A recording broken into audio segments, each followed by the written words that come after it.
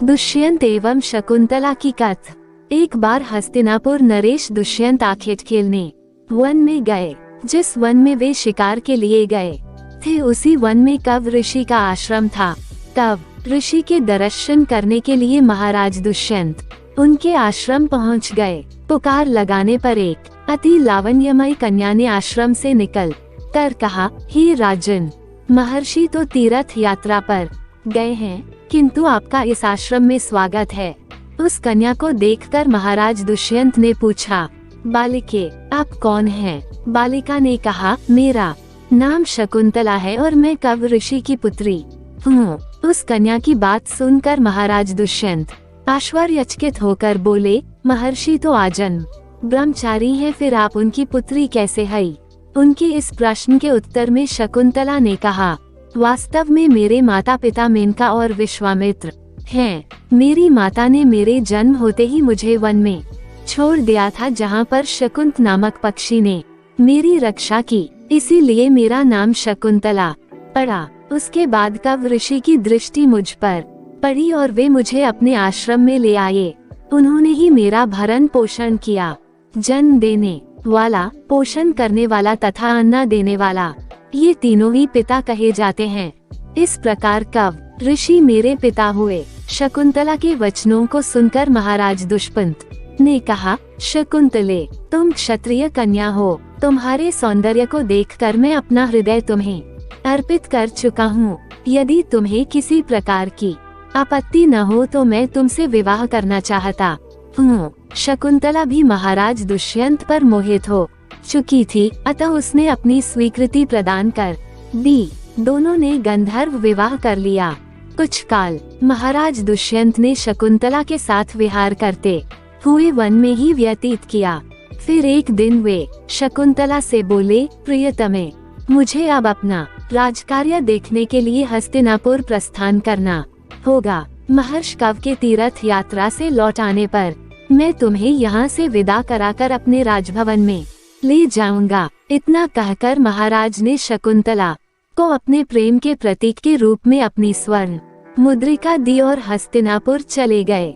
एक दिन उसके आश्रम में दुर्वासा ऋषि पधो महाराज दुष्यंत के विरह में लीन होने के कारण शकुंतला को उनके आगमन का ज्ञान भी नहीं हुआ और उसने दुर्वासा ऋषि का यथोचित स्वागत सत्कार नहीं किया। दुर्वासा ऋषि ने इसे अपना अपमान समझा और क्रोधित होकर बोले, बालिके, मैं तुझे शाप देता हूँ कि जिस किसी के ध्यान में लीन होकर तूने मेरा निरादर किया है वो तुझे भूल जाएगा।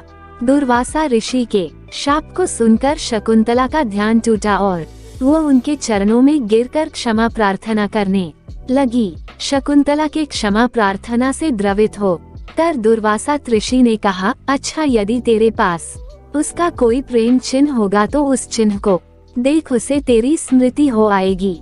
महाराज दुष्यंत के सहवास से शकुंतला गर्भवती हो गई थी। कुछ काल पश्चात कव ऋषि तीर्थ यात्रा से लौटे, तब शकुंतला ने उन्हें महाराज दुष्यंत के साथ अपने गंधर्व विवाह के विषय में बताया। इस पर महर्षि कव ने कहा, पुत्री, विवाहित कन्या का पिता के घर में रहना उचित नहीं है। अब तेरे पति का घर ही तेरा घर है।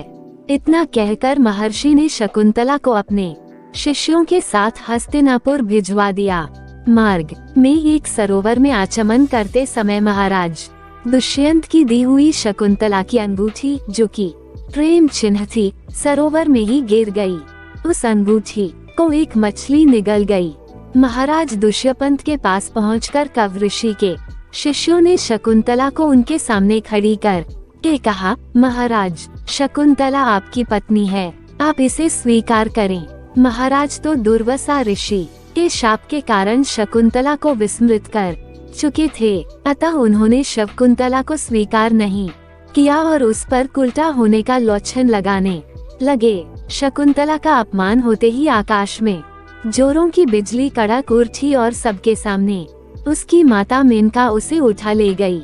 जिस मछली ने शकुंतला की अंगूठी को निगल लिया था, एक दिन वो एक मछुआरे के जाल में आ फंसी। जब मछुआरे ने उसे काटा तो उसके पेट अंगूठी निकली। मछुआरे ने उस अंगूठी को महाराज दुष्यंत के पास भेंट के रूप में भेज दिया। अंगूठी को देखते ही महाराज को शकुंतला का स्मरण हो आया और वे अपने कृत्य पर पश्चाताप करने लग। महाराज ने शकुंतला को बहुत ढूंढवाया किंतु उसका पता नहीं चला।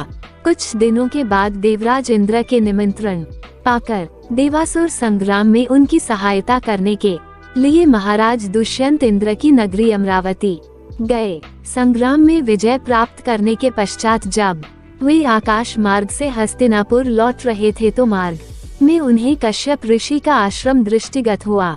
उनके दर्शनों के लिए वे वहां रुक गए। आश्रम में एक सुंदर बालक एवं भयंकर सिंह के साथ खेल रहा था। मेनका ने शकुंतला को कश्यप ऋषि के पास लाकर छोड़ा था तथा वह बालक शकुंतला का ही पुत्र था। उस बालक को देख कर महाराज के हृदय में प्रेम की भावना उमड़ पड़ी। वे उसे गोद में उठाने के लिए आगे बढ़े तो शकुंतला की सखी चिल्ला उठी, हे भद्र पुरुष, आप इस बालक को न छुए अन्यथा उसकी भुजा में बंधा काला डोरा सांप बनकर आपको डस लेगा। ये सुनकर भी दुष्यंत स्वयं को न रोक सके और बालक को अपने गोद में उठा लिया।